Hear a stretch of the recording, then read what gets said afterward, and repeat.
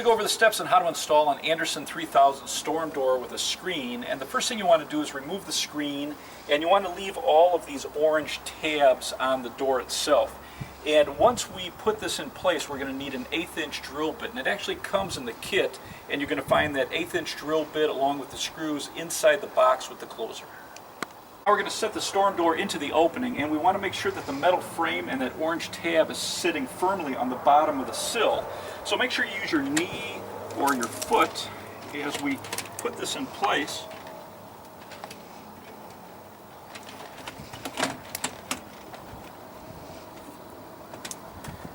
And just make sure it's centered. We're going to drill an 1/8 inch pilot on the center holes on the left and right of the door, and we'll put those screws in so it holds the door in place so we can do the rest of the screws. I'm going to put the 2 screws in to hold the door in place, and I set my clutch so I don't over tighten it.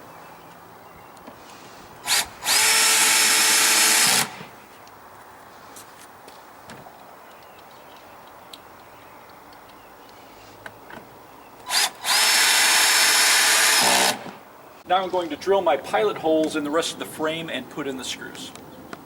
When I was putting the screws in, I couldn't pre-drill the 2 holes by these orange tabs. So now that everything else is in place, I'm going to pull out these orange tabs just by grabbing this and pulling it forward.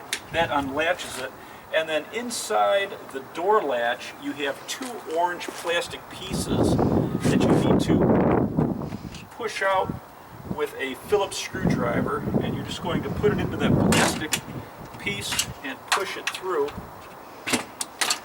and that's going to allow us to open the door, and then I will put in my final 2 screws around the frame. So now on the hinge side of the storm door, you've got 8 pre-drilled holes in the frame, and what we're going to do is take that 1/8 inch drill bit and we're going to create pilot holes in this frame, and then we're going to use the supplied screws and we're going to tighten. And they don't want you to over tighten it, so if you have a drill with a clutch, I would use the clutch so that we don't over tighten the screws.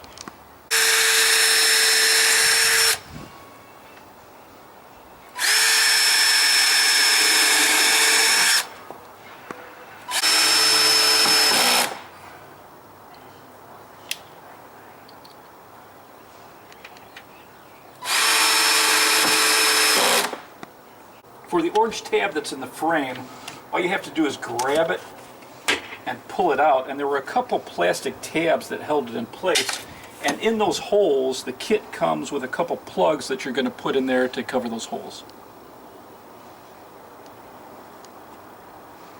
Now we're going to remove the 2 orange tabs on the side of the door itself, and we're just going to loosen that screw with a screwdriver and then tighten that screw down.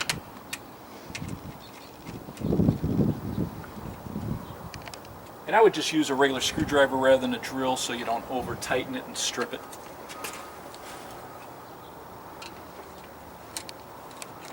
Now for that orange tab on the bottom of the door itself, you're just going to grab it with your thumbs and push it down to release it. Now we can remove the protective tape from the inside of the door and then the outside. Now to put the lock on, we want to make sure that the lock and the notch inside the door is properly oriented, and there's a little notch in this square hole here, and we want to make sure it's facing away from the glass. And if it's not, you're going to use the handle and turn it so that the notch is facing away. Now the cover plate for the door handle itself has one side that's marked Andersen, and that's going to be for the outside, and we're just going to put that onto the door. And then the handle you're going to want to put in so it's facing straight down, and then you're going to lock it in place by turning it toward the main part of the door. The interior trim plate, we're going to take the inside handle and put it in straight down and then turn it so that it's locked in place too. And now we're just going to push this and mate it to the other side. And now we're just going to hold this in place with 2 screws that are supplied. And again, I would just use a standard screwdriver here. I wouldn't use a drill because you don't want to strip this. Now we're going to take that trim plate for the edge of the door and we're going to put it over the latch, and it's going to be held in place by 1 small screw that's supplied. And again, I would just tighten this down snugly. You don't want to over tighten it. Now we're going to insert the deadbolt into the door, and it just slides in place, and then we're going to secure it with a screw through the edge of the door.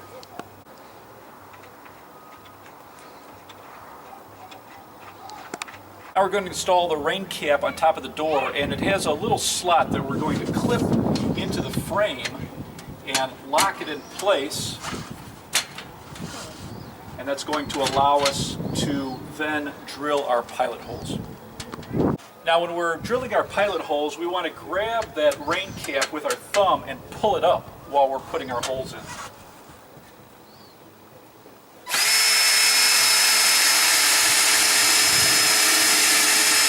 Now we're going to hold it in place with 3 screws.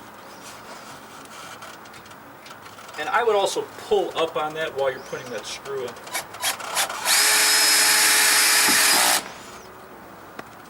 Now we have a decorative plastic trim that we're going to put over the screws that we held the frame in place with, and all you have to do is set this into the groove on the bottom, and then we're going to snap it in place on the top to lock it. And now we have 2 decorative strips that we're going to put on the sides to cover the screws on the side. Now you're going to install the window retainer, and it's this plastic channel that you're going to put on the bottom and the top, and all you do is with the wide part down or up, we're going to set it in and then just push it in, and it's going to snap in place, and so we'll install it on the bottom and then put one on top. Now once you shut your door, you can adjust the rubber sweep on the bottom by loosening these 2 screws and moving this up or down. Now we're going to attach the door closer brackets to the door. There's going to be one on the bottom and one on the top, and where the closer is going to be attached, we want that facing towards the hinge. And we're just going to use 2 small screws to put them in place. Now we're going to install the jamb bracket, and we want the top of this to be the same height as the top of this bottom frame. So we'll put this in place, and then we'll drill our 3 pilot holes.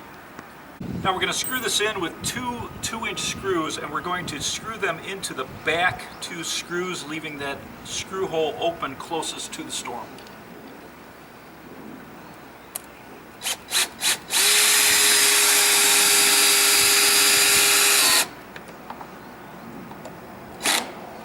We're going to attach the arm that holds the closer into that bracket, and there's a little hook that locks it in place, and then we're going to hold it in place with a 3rd 2-inch screw. Now we'll connect the closer to the door brackets, and the small pin we're going to use to connect it to the door jamb, and then the long pin we'll use to connect it to the door itself. And now we'll go through the same steps and put the closer on the top of the door.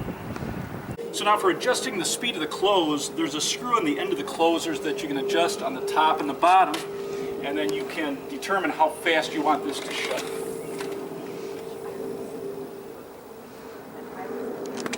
What's unique about this door is the bottom closer has a special locking mechanism that you press this and it'll lock and keep it open, and then to close it, all you have to do is push the door open and it will release that lock.